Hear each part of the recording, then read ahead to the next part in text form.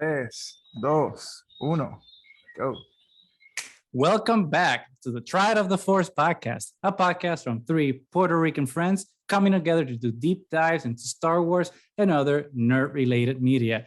Today, we're doing our episode 32, and as our intro promises, we are doing other nerd-related media after a little hiatus of doing that. And today, as you can see, Nani's not joining us. She's a little busy with a student protest and law school and all those fun things from the UPR back at home. But the awesome Josie is here to substitute and help us talk about some awesome films. So welcome back. This is your third time. Welcome. So it's amazing. Yes. We know that when I arrive, we bring the spice, and it's very appropriate of what we're going to be talking about. Oh my, I see what you did there. I promise it was not planned. This was a spontaneous spice pun. So spoiler alert, yeah, we are going to talk effectively about Dune and everything that comes with it. Was it a good movie? Was it a bad movie? Was it overrated? Was it mediocre? We don't know. Like director Denis Villeneuve told us we had to see it at the movie theater. I don't know if everyone did, but I obeyed because I felt intimidated by it. So I went, I saw it in the movie theater. So I have thoughts, and obviously everyone had thoughts. Mo and I were texting about it, and we are like, okay, so apparently we're going against the grain here based on what the internets have been saying about this alleged masterpiece. So like I said, who better to talk about spiciness and hot takes than Josie? So we're here. Before we go into Dune, though, Eternals is coming out this week. I think it comes out tomorrow, if I'm not mistaken.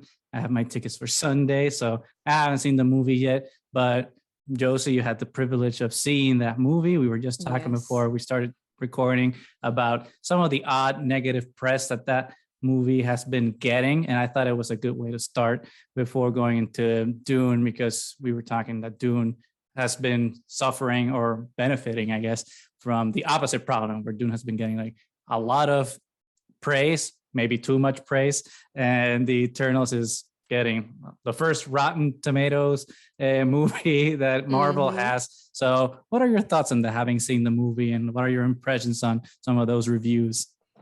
No, definitely. When I was watching, I remember when I watched Dune for the first time, and my little notes while I was watching the film, I was like, this feels like a highbrow version of what Eternals probably wants to be. Like it definitely felt like art house, indie, even though obviously it's not indie, but that's the aesthetic that it felt like Villeneuve was going for like elevated sci-fi, which is what he's known for, especially with Blade Runner 2049, which is better than Dune. And there we go. Boom. Yeah. So when I watched Eternals, I just realized that it had a lot of the stuff that for me was missing from Dune, which was emotion. Which Dune does have emotion, but there is a certain depth and vulnerability that I've come to know from Villeneuve, even though the only other film from him that I've seen has been Blade Runner 2049, but it leaves an impact. And there's a lot of emotion there. And especially when you follow Kay's journey. And here it felt distant. It felt a little stale at times. And I think it's because of that two-parter. But I still think, like, knowing how Villeneuve works with Blade Runner 2049, I thought he would be able to still manage to make it feel whole, even though it is a half of a story. I was missing that. And with Eternals, it's getting the same criticism, but while Dune is being praised for that criticism, Eternals is not, clearly. And I don't know, I really liked Eternals. I do see, like, the biggest fault I will give it is that it felt like we skipped 10 movies and this was the last one. So it's 10 characters that you're trying to develop, a story that is quite big for just one film. So it's a lot. It's definitely a lot, and it's overwhelming. But if you go along for the ride, you will like it. If you like Marvel, you will enjoy it. If you like how Chloe Zhao humanizes people, it's perfect. Because they're larger than life as superheroes, but in the end, they are very human. Because they've been living on Earth for over 7 decades, centuries. Yeah, 7 centuries. Yeah, like decades is not that long. No. They've been there for 7,000 years, and they've adapted and formed part of this Earth. And some of them are actually fighting that necessity, like that will to adapt. Some of them don't want to adapt. So it plays a lot with that. Everyone's really great. It's very character driven. So even though there are 10 people, you know them immediately. And that was something too, that even though with Dune, you get to spend more time with these people. I don't remember their names. I remember everyone's names in Eternals. I don't remember anyone's name in Dune. And I think that's a pretty good way to summarize it. I preferred Eternals. I think that's a good way to end that little rant. Do you think that Eternals has been getting like that? But I mean, we are Latine, Latinx, whatever you want to call us, a focused podcast. Obviously, we're 3 Puerto Ricans, so we look at all this media from that lens. So obviously, one of the things that stands out to me when comparing both movies is that there's some things that are very particular to each that I don't know if it's the reason why each one has gotten the prism, right, from one being positive, one being negative, but it's the representation both in cast and crew, primarily both with director and leads, and one movies, an Asian woman, the other one is a white French man, and the cast, while the cast of Dune is diverse, I will give it that. The most of the diversity is placed on the outsiders and the locals of the planet Dune, and everyone that's more let's call it pale is on the House Atreides. Even though Space Pappy Oscar Isaac is Daddy Atreides, whatever his name is. Daddy, we still get Timothy Chalamet as like our white savior. And then when we switch into Eternals, the whole we do have Angelina Jolie and other like more Richard Madden, Kit Harington. But as a whole, the whole cast, right, reads more diverse and representative, right? So do you think that in a way has to do with why one has one reception and one doesn't? I don't want to be one of those people that's like, oh, it's because it's diverse, it's because it has a female director, but we have seen this pattern too many times to ignore it. And people will discredit that criticism immediately because it's like, no, it's because of this and this, but then they're not actually telling you exactly what it is. Like, oh, it's not because it's a woman directing. Oh, it's not because it has queer, deaf, and diverse representation. But then they don't really tell you what it is. Like, then why don't you like it? And of course, it also got bombed, like review bombing on IMDb. That has happened before, like with Black Panther and Shang-Chi. And Captain Marvel, which like there's some similarities there with that string of film, right? It's like, what's the common thread of all these movies that are all of a sudden review bombed? Oh, one has a Black actor, one has an Asian actor, and one has a woman. Interesting connection there. Yeah, and there are people that genuinely wish this film harm because of those details, but then there are people that are criticizing it and are saying that they don't like it. But again, they don't really bring criticism other than the pacing was slow. And I think for that one, I immediately responded because I'm a 90-minute gal. I love films that are 90 minutes. 2 hours is too much for me. I have things to do. Right. I like to. I want to enjoy the day. But it did not feel slow. Like with Dune, I definitely felt it, but it was because it is a gargantuan thing. But the Eternals, I am aware that it's 2 hours, but by the end of it, I was like, whoa, okay, it's over. Yeah, absolutely. Well, you were gonna say something. Oh, no, I think like going back to like the diversity of the cast, like even within the, what you will say, the quote unquote main characters, like the ones that are diverse, they just die and disappear through the movie. Like you have amazing cast to then just leave the 2 white saviors alive at the end.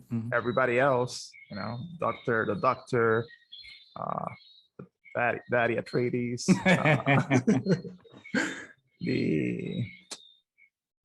the kid's friend.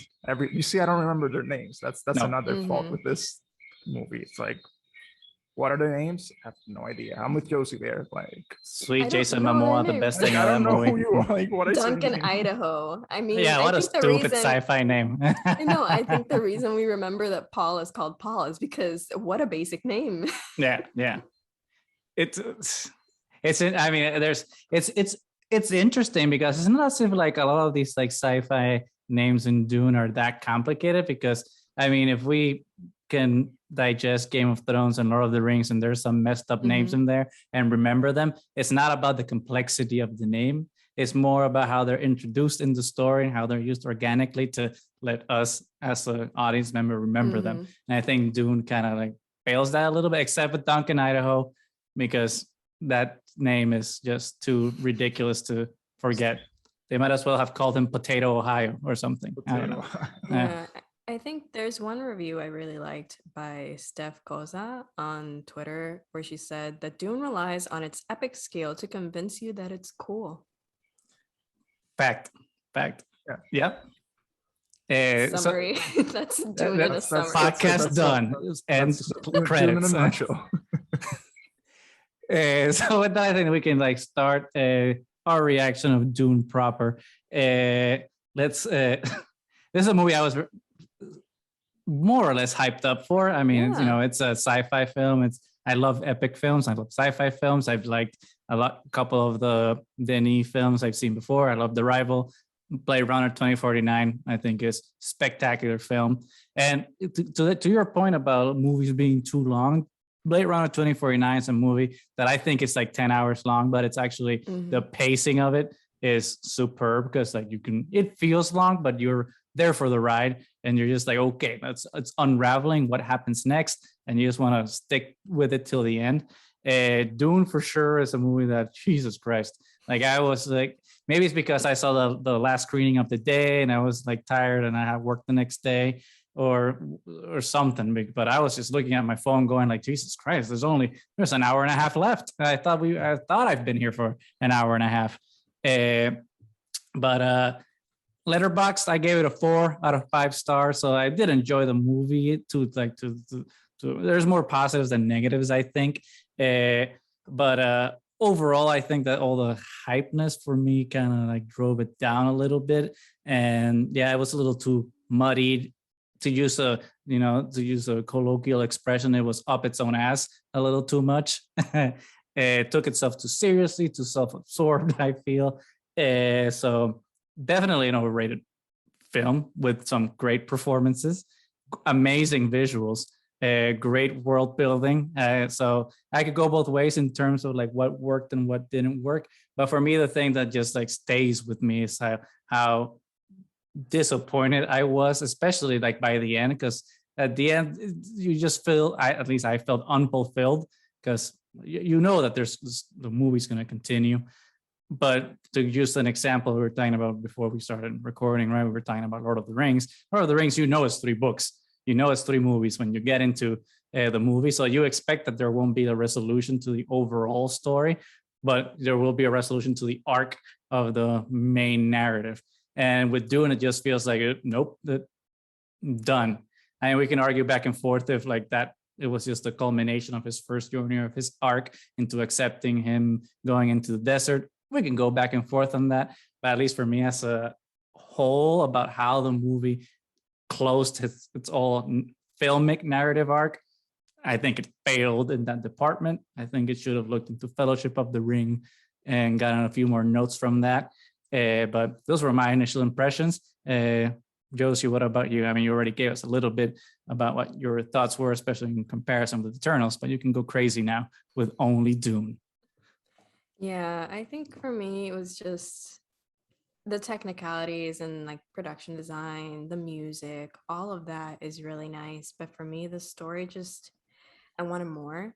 And I am aware that it's a 2-parter, but I think something can still be pretty fulfilling, like Lord of the Rings, and stand on its own, even though it clearly has other parts.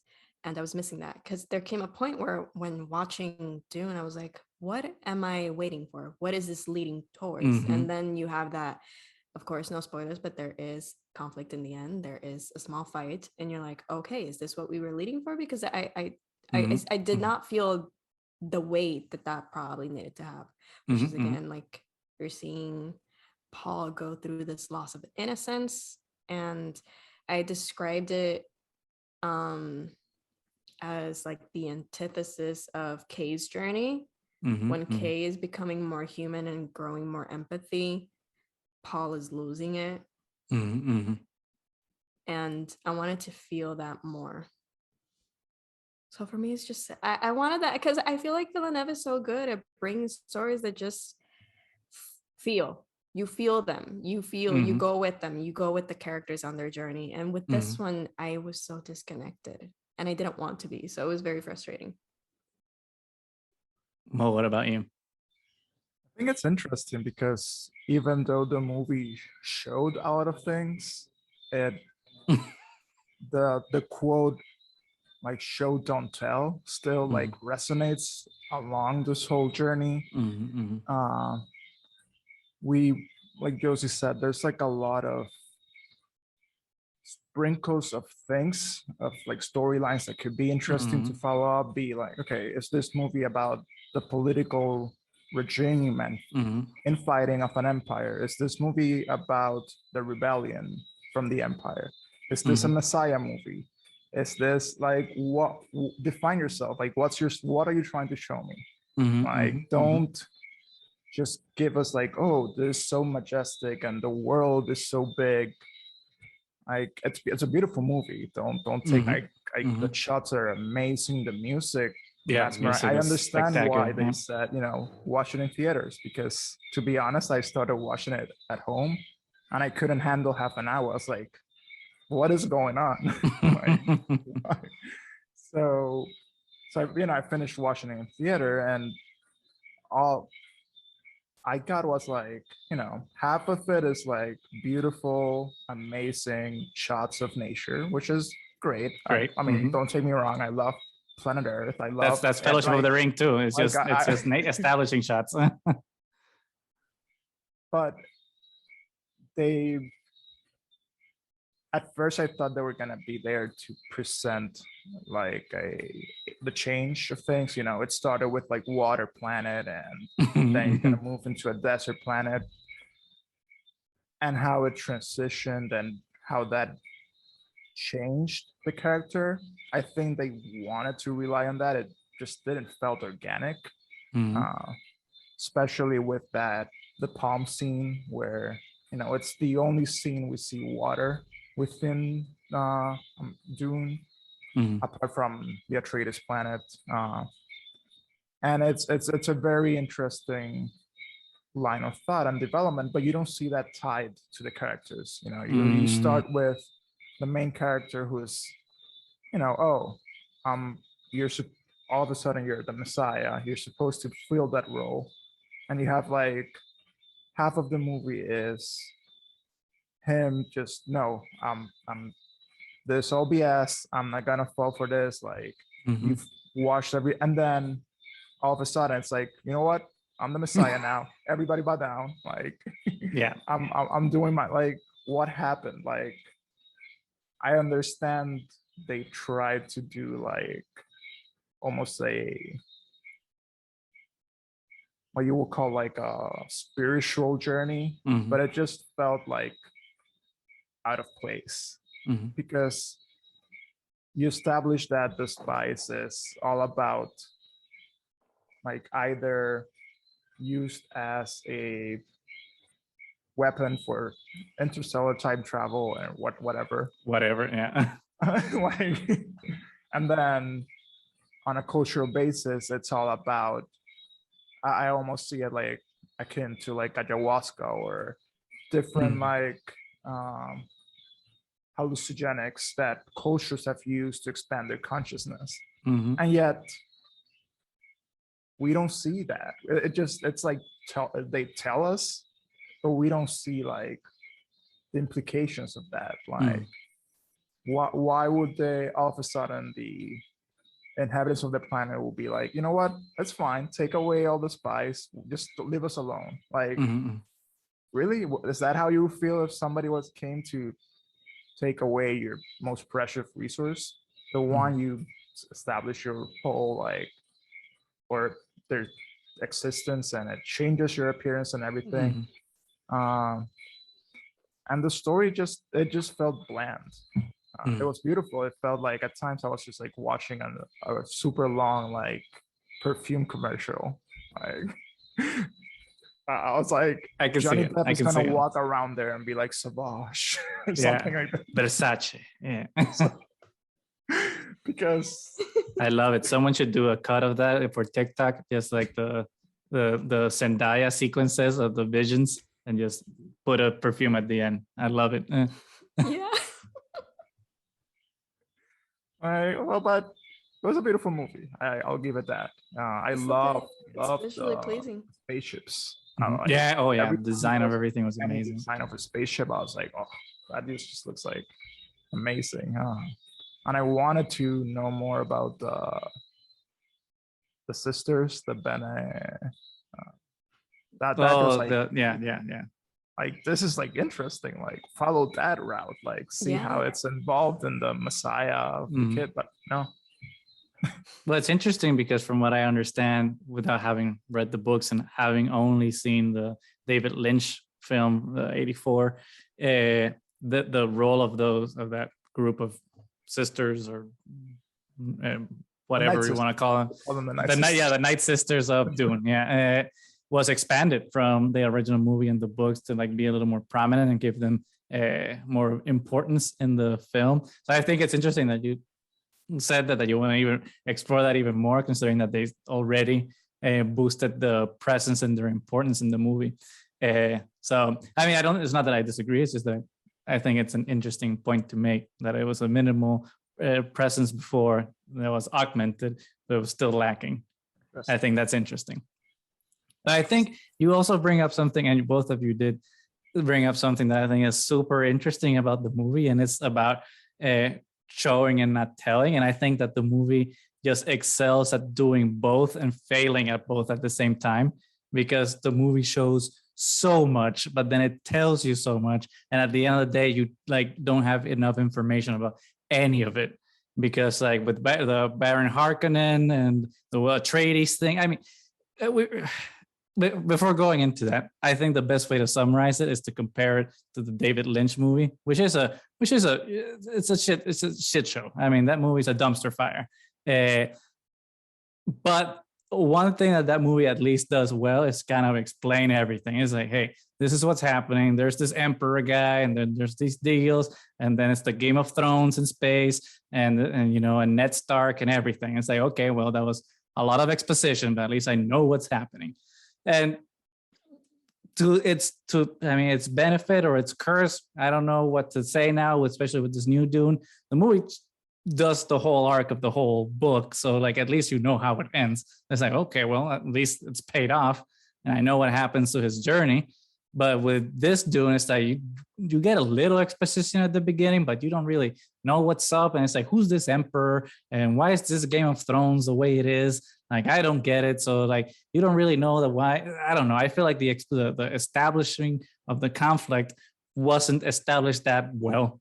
So you're just confused getting into it, which makes you not be invested in the story as much as you could be, I feel. David Lynch also just likes being weird.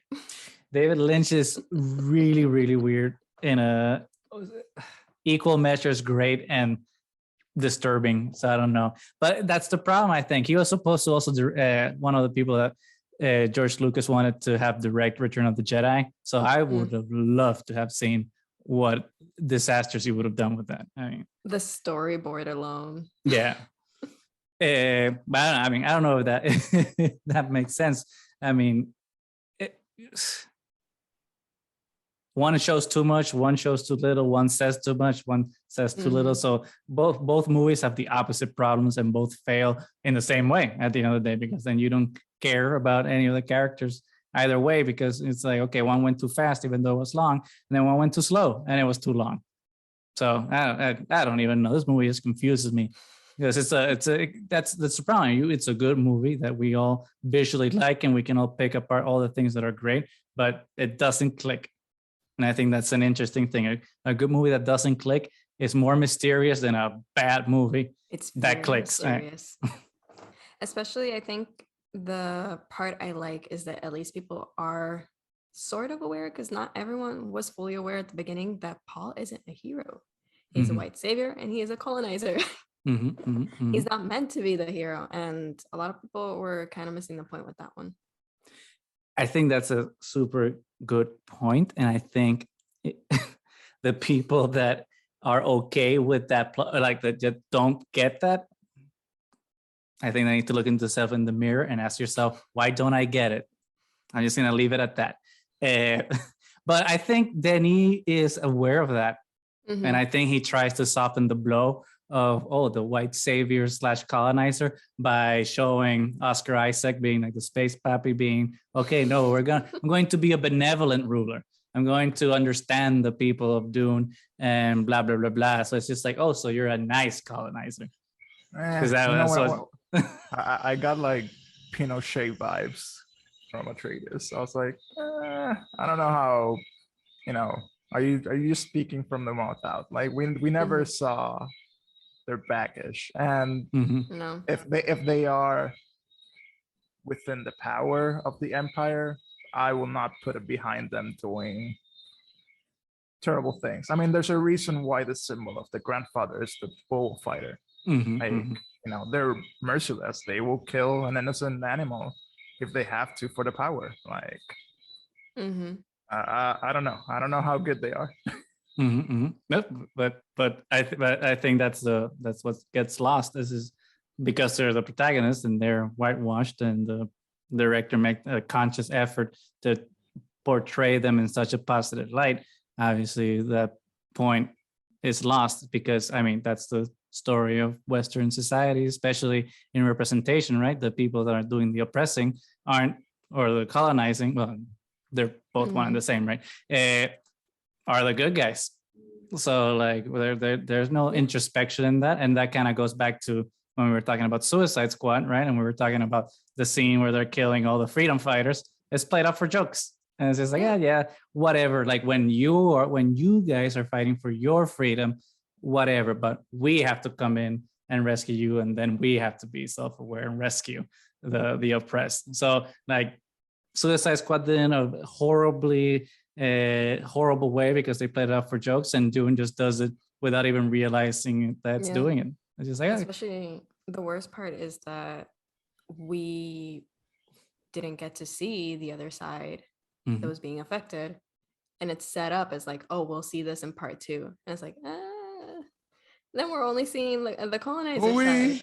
We'll just see the colonizer side. Like, we just see the two interactions, right? We see at the beginning Javier Bardem, which took me by surprise because I clearly did not look at that poster up close. Because when Javier Bardem shows up, I'm like, what? That's Javier Bardem. Clearly, I did not look at the poster. Oh, no wonder. It was like familiar, but yet like I loved his role. I think he did a good job. He's a great actor, right? But he's portrayed like an asshole, right? He spits at the throne or whatever, the conference room table of Oscar Isaac and stuff. But that was established like it was like their tradition. I'm sharing my water. But it is, but it's still the optics of it is portrayed to like, oh, these barbarians or like these heathens. It's the way that it's presented. Oh yeah, it's meant. It's from the colonizer's perspective. Yeah. And then the next interaction we have with the locals is the end when Timothée Chalamet has to kill one of them, and which one does he kill? The black guy. It's like what are you doing?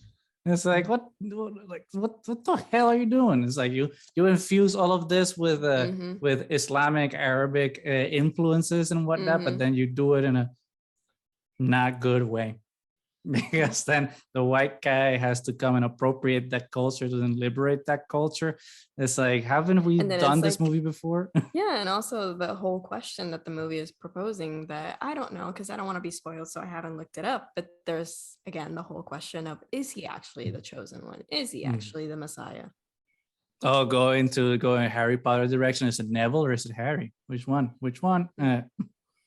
No, I mean he can be like the Antichrist for the society as well. Like, the Antichrist will just assume they're the Messiah. Yeah. It wouldn't come through them like, oh yeah, I'm the it just amuses me so much of seeing Timothée Chalamet's face and like Antichrist in the same sentence.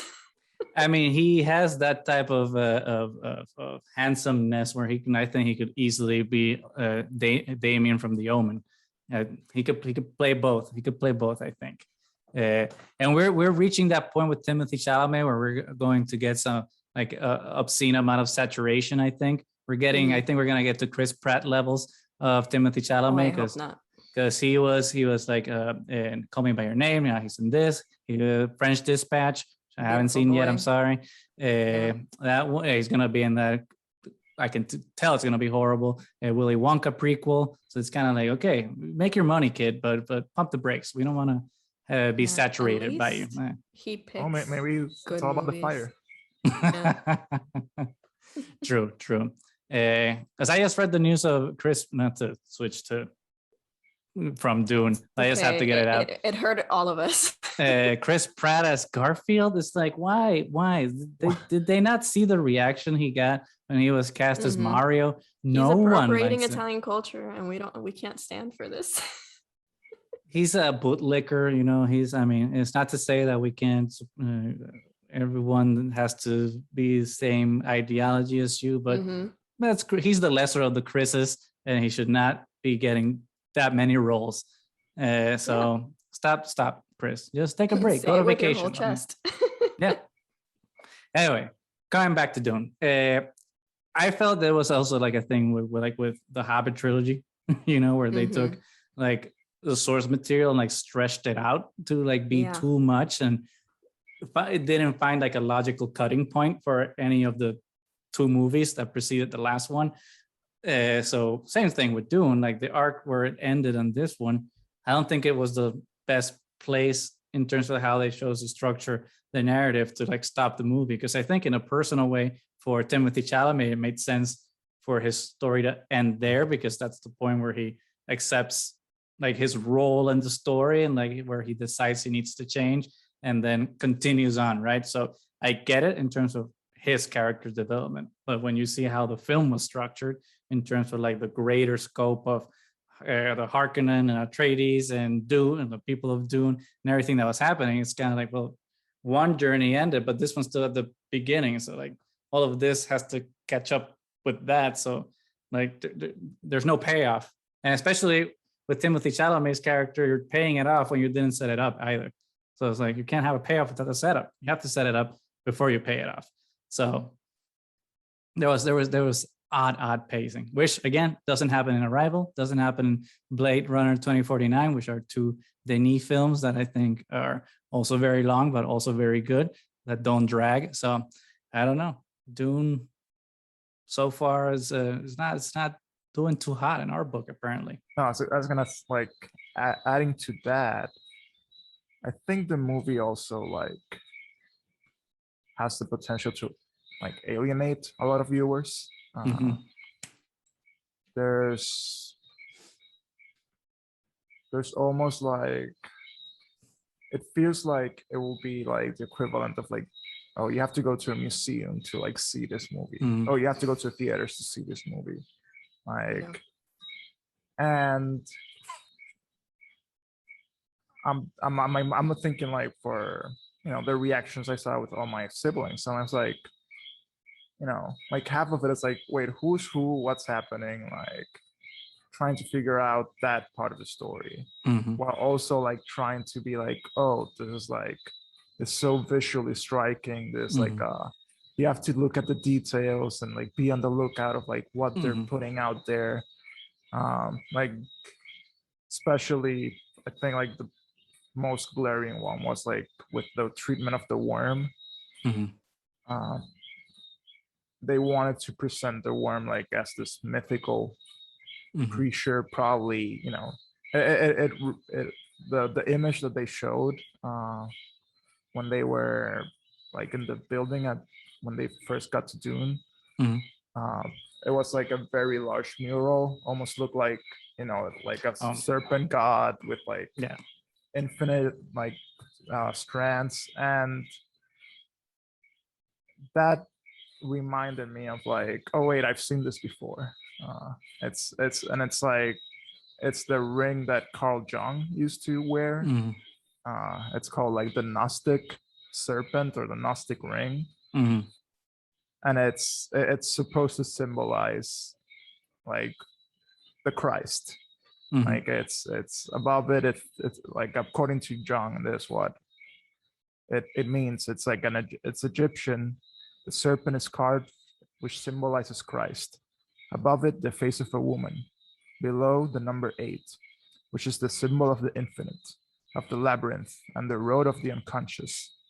I have changed 1 or 2 symbols on the ring so that the symbol will be Christian. And in a way, that's what the movie wants to portray, that we're gonna see the journey of this kid becoming the Christ. But then, like, spell it out. Like, if it like let us see that journey. Let us not be like, oh wait, I'm all against it, and then all of a sudden, like, oh, I switch. Yes, I'm the Messiah. Like, yeah, I'm here to save everybody. Like, not only the desert people, I'm here to save the universe. Like, yeah, because also my big question was the entire time, like, what was his motivation? Because the way that it's set up, it seems like all he wants is to be close to Zendaya's character.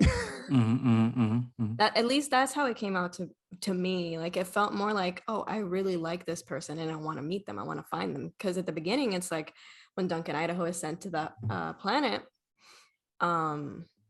he's like, can I go with you? And it's because he had that vision. Right. So the entire time it's kind of romance driven, or like infatuation. So he needed an I want song so we can just understand. He really needed an I want song. And it just, the entire time, it just felt for me like his motivation was Zendaya's character. And it felt weird considering everything at a grand scale that was happening around him. Like, Redacted is dying. All these people are dying, and everything that revolves around you is kind of crumbling. And I don't know what you want. I don't know what you want, Paul. I to that and to what Mo said, I just imagine Denis sitting at his house, like the Joker at the end of Joker, and just being like, you just wouldn't get it. And that's it. Exactly. And it's just like, yeah, we don't. That's why we're doing this episode. Then you just explain it to us, please. And that's why he has a part 2. It's like, you don't get it, but you will. Right. But I saw this meme, and I've seen some people like been floating this around, and it's like something that I 100%, like, okay, not 100, but maybe 90% disagree with. And apparently it's something he said. I don't know from where or when, but saying that basically, I'm paraphrasing him, saying that he was the audience he was thinking about when he was making this movie was just one, and it was him. And I was like, that's a horrible way to create anything. I mean, I'm not saying that you shouldn't like create from within of yourself, but if you're making, I mean, it's not a painting, it's not a song, it's a movie, and a movie is made for other people to see. So if you want to just make your own movie for your house, then fine, do that. But to put yourself in a position to create something that's only meant for you, it's kind of weird. I think you should make something that everyone can enjoy or wants to enjoy or is able to enjoy. So I don't know. I don't know if anyone has any thoughts about that. No, I haven't heard that, but it is interesting because now putting it through that lens, I can imagine this is how, when they were reading the book, this is how they saw it in their own head. And that's the thing, like, you can imagine it that way, but if you're doing a movie, it doesn't translate. Like, where I don't want to see your dream, which is, I guess it was prefaced that way, the whole intro was like something about dreams. It's like, okay, I guess this is your dream. Like, cool. Like, thanks. Cool story, bro. Cool story, bro. Like, what are you aiming at? Like, what's your point? I don't know. But the music was just beautiful. That's the thing. It's the music, it's the production design, it's the performances. But again, it's the story that holds me back. Like, it's a nearly perfect film. Nearly perfect. Yeah, it's I usually when a movie's kind of too long, sometimes I'm like, oh, you have gotten maybe like 10, 20 minutes out of it. You might have made a leaner movie that gets to a point quicker. But with Dune, I don't feel comfortable saying that, because on the one hand, I'm like, it was way too long, but on the other hand, I'm like, it needed more. So it's just like, Well, there needs to be a balancing act between maybe the dream sequences are 2/3 shorter, not even half, like 2/3, got it. And then we add a little more exposition about other things.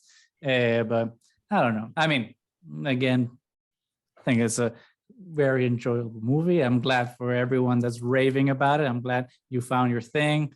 That's cool. But did it hit the mark here for us? Apparently not.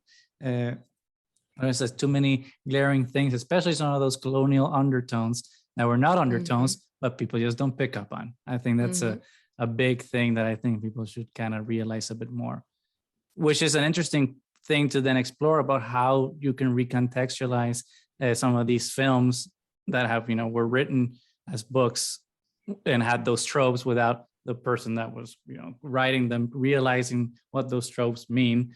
So how do you adapt that now for the 21st century? Like, how do you subvert the white savior trope? Like, is it like Mo said, we think that he's the white savior, and then it turns out that, oh no, plot twist is not him, it was someone within the culture all along, and he's just a lieutenant or something, or he dies. I don't know. That could be like an interesting subversion to that. Again, it's like K and Blade Runner 2049. He's kind of like this messiah for the replicas in his head. And then by the end of it, you realize he's not. Or is he? Or is he? Is he dead? Or is he alive? Is Harrison Ford a replicant? Come on, tell me. I keep saying he isn't, but maybe I'm wrong. I don't know. But that's another discussion. He is and he isn't. Yeah, I did read like in a replicant. I don't know if it was Ridley Scott or Denis that they were asking them about that, and they said that, and they're like, that's the point. It doesn't matter. So Ridley is the one that says that he is, and Harrison says he isn't. Well, I don't know what Harrison says, but based on all interviews I've seen from Harrison Ford, I would lean towards him saying, I don't care. That's the thing. He has said he doesn't care. He has said it at like live and in person, but also there have been instances where he's like, I thought he was human. I thought he was human. I mean, I personally think that he's a human because I think it makes the story more poignant that then he is, but then he doesn't know. So then what separates us from them? Although I do also like the point of not knowing and just having that be a mystery always, because it's like, exactly, you can come at it from both perspectives and it doesn't matter because there is no difference, because there's humanity in both. You can be human, you don't have to be Homo sapien. That's a separate species. And again, I wanted that. Quería esa profundidad en esta película. We wanted the humanity in Dune. For everything it just wasn't transcendental at all in any way. It was just like, okay. It suffered in a way from the issue that most Chris Nolan films suffer from, and it's that they get criticized for being detached from humanity and being too clinical. And I feel that it's appropriate. Hans Zimmer scored this, right? That I feel like this movie was clinical and there was like zero humanity in it. This film gets anything, it's score. It's gonna get score. Yeah. Especially like in the movie theater, man. That's the whole percuss. It wasn't even music. It was just textures. The bagpipes. Right? When the bagpipes hit. It was, and no one was ever gonna say that before this movie. Yeah. When the bagpipes dropped. When the dude came out with the bagpipes, I was like, this is cinema. Yeah. I was like, why? This is space. Why? Like, what exactly? But why not? I mean, but imagine if somebody came out with like flamenco or something like instead of like bagpipes. Like, yes, in the second part. That's the next thing. Hans Zimmer is just experimenting at this point. He's like, flamenco, sure. Hans Zimmer doesn't care. He's just like, he reached a point, he's like at John Williams level where he's just like, I can do whatever I want and no one can question it. And God bless. Keep going, man. Like, do you, boo. I want to see more Hans Zimmer craziness. So if anything, I think we recommend the film, but we have issues with it. It's a trepidatious recommendation. Yeah. I will say wait for the second part. Yeah, definitely. Then watch the Netflix recap of the first one. Watch the first one. It's like when I first saw Lord of the Rings, is all of them were out. Mhm. So I just binged that. And I Because was like, like That's a yes, good this is binge. great. that's a good binge. That's the best binge. But then like Yes. imagine if Mhm. if the second part sucks and it fails to deliver even worse. It's gonna be like, why did I No. waste all my time watching No, this? I'm not prepared for that, especially since they haven't. I don't know how they did not film these back to back. Because clearly you had in mind that this was going to be 2 parts. The film literally says Dune Part part one, yeah. 1. Why did you not film them back to back? I know that there was trepidation and fear because you didn't know if it was going to get greenlit, but clearly they were on board. Yeah, there wasn't that much fear if you had the audacity to clap part 1 on it and then end on a cliffhanger. Because it Like, just Right. makes me laugh that a lot of people were like, oh yeah, leave Dune playing in the background so it gets those views on HBO Max so we get a part 2. And I'm like, we're gonna get it. Why are you guys worried? We're gonna get it. It's freaking called Dune part 1. Part 1. Yeah. Like When is part 2 supposed to come out now? 2023, is it? It's gonna take a while. That's why people are like, why didn't they just film them back to back? And I'm like, I don't know. I don't know what's going on there. The politics of it all. It's who knows. But I think with that, I think we've done a very substantial, in-depth, and fun analysis of Dune and a little bit of a preview for what we can expect for Eternals. So if we have any final thoughts before wrapping up on Dune or Eternals, Mo, do you have any last things before we close out the evening or the morning, I guess, as we release this in the morning? This is in the morning. No, just Dune. I don't know. I hope you do a second good part. I think that will determine. That's like I hope you do a second good part. Like, That's great. I think That'll be my Letterboxd review now. Good, so. Yeah, I'm like, what was my Letterboxd review? I feel like it's something with the bagpipes. I'm pretty sure of it. It's interesting because on Letterboxd, film good. Go watch. Oh yeah, that's funny.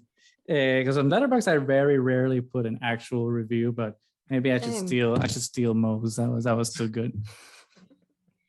For me, it's all But about with the memes. but with that, I think this is a wrap for today. Thanks everybody for listening. Thank you so much, Josie, for joining us. We have been the Triad of the Force. You can, well, before we sign off, Josie, where can people find you? It says you were part of the Triad today. It's just like, oh, you don't need to put links, but yes, Yeah. where can we find you? You can find me at the Josie Marie on Twitter and Letterboxd.